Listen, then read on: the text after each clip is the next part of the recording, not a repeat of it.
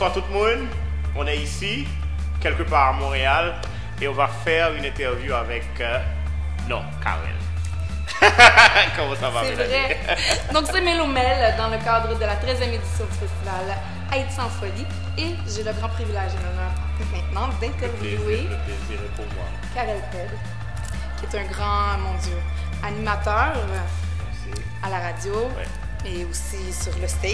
Partout. Donc, ça me fait plaisir de te recevoir parce que d'habitude, c'est l'inverse. Justement, c'est l'inverse. Bon, le plaisir est pour moi et j'adore Montréal. Donc, être à Montréal, être avec toi, avoir un petit moment pour parler un tout petit peu de ce que je fais ou parler de tout et de rien, ça me fait plaisir. Bon, c'est super. Le plaisir est partagé. Ouais. Donc, tu es à Montréal, tout juste arrivé d'Haïti. Ouais. Et puis, comme on l'a constaté tantôt, c'est notre première participation à Haïti en folie. Je pense que c'est la troisième. C'est la troisième participation, oui. Pourquoi on revient à Haïti en folie? Eh bien, premièrement, parce que c'est à Montréal. Bonne réponse. Justement. Deuxièmement, parce que c'est Fabienne qui invite. On a des difficultés à dire non à Fabienne. Oui, on a beaucoup de difficultés. Ouais. Lorsque Fabienne te dit « Karel, tu dois venir », tu vois, donc faut pas qu'elle dise non. Et troisièmement, parce que en fait, je supporte tout ce qui se passe dans les communautés haïtiennes de la diaspora. Voilà pourquoi je voyage assez souvent. Oui. Miami. Tantôt Miami, Paris, etc. Parce que je pense que avoir une communauté de la diaspora forte et unie, c'est très bien. Et qu'est-ce qui nous unit le plus souvent? C'est la musique, c'est la culture, etc. Et Haïti en folie, c'est ça. Et Montréal est une ville très culturelle et pendant l'été, il y a beaucoup de festivals. Et le festival Haïti en folie fait partie de ces festivals qui définitivement nous donnent la possibilité de se connecter à notre culture, de rencontrer des gens. Hier, lundi, pour le coup d'envoi, j'ai rencontré plein de fans, plein d'amis. J'ai même rencontré un ami d'Haïti qui était de passage à Montréal, je ne le savais pas, il était dans le concert. Donc ça prouve un peu comment justement musique, culture relient nous. Oui, d'accord à vous. D'accord à vous. Et puis, sinon, Karel Ped, qui est-ce que pour les gens, moi je le sais. Qui est-ce moi moi, plus m'a grandi, c'est plus introduction de tête moi à picoute. Pourtant, tu fais plus de justement, choses. je fais plus de choses. Je peux dire, je suis un homme de médias. Et moi, je fais radio, je fais télévision, moi, sur Internet, etc. Et moi, je dirige une plateforme médiatique en ligne qui est les Chocarella, que moi j'ai créé et qui, c'est une plus grosse plateforme médiatique qui est en Haïti. C'est une plateforme qui voulait définitivement faire promotion pour ça qui est positif qui a fait en Haïti dans tout domaine, côté culturel, social. Non, si j'ai évité politique là, parce que pas rien de positif qu'a fait en politique là. Difficile. Justement. Donc, et c'est un peu ça. Mais l'idée tout que Chocarella a gagné, que moi j'ai dirigé, c'est justement offrir une plateforme à tout le monde qui a fait un bail positif, pas seulement en Haïti, qui peut-être justement nous une longueur d'avance, surtout carrément une différence par rapport à ça l'autre média a fait.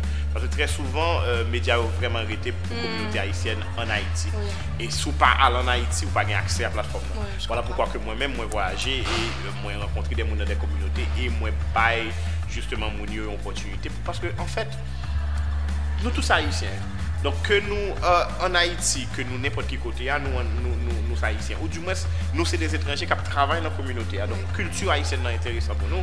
Mais pour quelle raison justement, pièce média en Haïti pas chercher comme ça monde ça va faire. Voilà pourquoi par exemple Chocarella avec Chocarella Takeover, nous à San Francisco, nous à Miami, nous New York. Nous-mêmes qui étions Port-au-Prince, nous allons au Cap ici. Oui, mais oui, absolument. Justement parce que toute la bagaille concentrée, vous pensez que si on bagaille pas fait Port-au-Prince, c'est tant qu'on pas fait de l'autre côté. Et puis, on se le dira, Haïti n'est pas seulement Port-au-Prince. Justement. Donc c'est ça. Donc Haïti, c'est Port-au-Prince et les 10 départements, mais c'est aussi la diaspora haïtienne. Voilà pourquoi à chaque fois que je voyage, je rencontre des gens, ils toujours fait sens pour moi et le monde ça reconnaît que j'ai accès à la plateforme. Oui, c'est vrai, très facile d'approche. La preuve, je suis là. Et puis, ce qui est bien, c'est que je me reconnais un peu dans toi. Bon, j'ai pas ton expérience, j'ai pas ton... Mais à Montréal, ici, de mon côté, j'essaie aussi de moi-même promouvoir tout ce qui est positif dans la communauté. Dans le HMI, Asian Music Industry, pour moi, inclut toute qualité musique, bien sûr, toute qualité artistique. Donc, tu es une inspiration.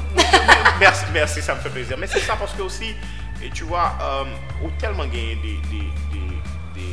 des mondes qui peut-être pas pas une même vision avec eux, mais qui montrent ça justement avec justement les réseaux sociaux qui ont pouvoir qu'on a pour faire passer quelle que soit la qualité de message que vous faites et qu'on y a un pile monde pense que un monde qui émet leur opinion sont nouvelles ou bien un monde qui émet leur opinion sont vérité parce que chaque monde a une vérité par qu'on y a donc ou pas vraiment que des médias crédibles qui sont capables d'offrir un aspect vraiment positif à quelques mondes et on sentit que le fait que qu'on y en a vécu dans le monde côté que tout le monde cherche une visibilité et tout le monde pareil pour faire n'importe quel bagage pour jouer un minimum de visibilité et cette attention mais de ce fait lorsque justement tu veux faire la promotion de la positivité il est important que justement pas entrer dans le niveau ça au fond step back et puis on dit voilà moi je suis un tel mais je pense qu'un tel besoin de plus mais comment on va le un tel plus parce que chercher l'autre monde qui peut être capable de plus mais la qualité comme on traite sujet ou comme on fait interview avec nous qui a définitivement créé différence on monde capable sur toute l'autre plateforme mais il y a des plateformes que libre aller la il y a des gens bien spécifiquement qui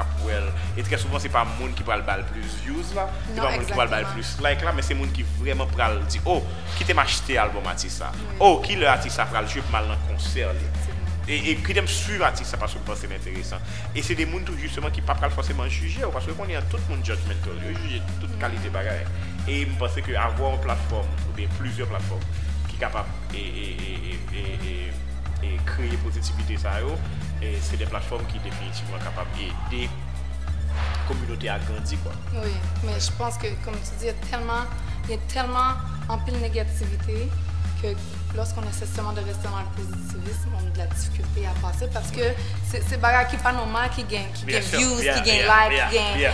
Par contre, on est pour tout ça. Mais moi-même, j'ai décidé qu'il était tout barré ça pour l'autre monde et puis me rester dans le barrage. Voilà, parce que c'est facile pour faire pour mentir. Il est facile pour créer un buzz, j'ai envie de dire. Il est facile pour faire une série de bagages, mais il est assez difficile pour que Ushita vienne prendre temps pour faire une conversation avec nous. Et si tu regardes justement les soi-disant sites de buzz, ils n'ont pas créé contenu original. Premièrement, ils dépendent de nouvelles pour diffuser. Ça veut dire qu'il faut qu'on monde font Tintin pour parler de lui. Ça veut dire qu'ils dépendent de ça. Ils n'ont pas créé rien en fait. Ils ont juste relayer et amplifier un bagage. Et c'est des gens qui ne pas vraiment prendre temps pour le travail.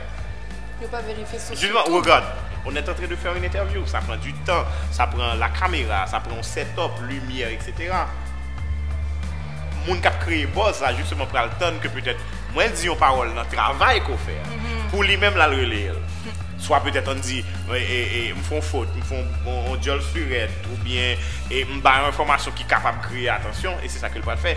Donc en fait, ceux qui créent des buzz, surtout dans notre communauté, c'est des parasites en fait. Ouais. Ah, tu as tellement raison. C'est ça, c'est des parasites qui n'ont pas créé rien. Donc alors que vous-même qui parlez justement de la positivité, le travail sera beaucoup plus dur, ce sera beaucoup plus difficile, et ça prendra beaucoup plus de temps. Donc voilà pourquoi je pense qu'il faut toujours avoir la balance. Quand tu joues un buzz, c'est doit tout le monde peut faire ça ou bien peut faire, mais justement il faut qu'il y ait des gens qui, ok, pas un problème, je vais créer des contenus originaux qui vont définitivement inspirer des gens et former des gens sur ce qui se passe dans ma communauté. Et puis bien sûr, moi je viens certainement une audience qui est très minime, mais qui est fidèle et qui apprécie ça qu'on va faire et qui est supportive. Parce que les gens qui n'ont pas buzz, ils sont extrêmement volatiles. Ils sont de passage. Voilà, ça veut dire c'est pas tout buzz qu'on fait qui intéresse tout le monde. Donc, au cas créer un buzz sur tel artiste, il marche, mais c'est pas forcément mon niveau à suivre. En fait, justement, lorsque tu fais des interviews et tu crées des contenus originaux, les personnes te suivent. Ils croient dans ça que tu as fait. C'est Mel qui a fait bagage, ça c'est Mel, ça c'est contenu Mel. Mais lorsque tu fais des buzz, ils suivent moun qui a fait buzz sur lui. Et c'est moun qui a fait buzz sur lui qui fait que justement on a un certain following. Mais en fait, c'est pas following pour que parce qu'on ne va pas créer rien. Donc voilà.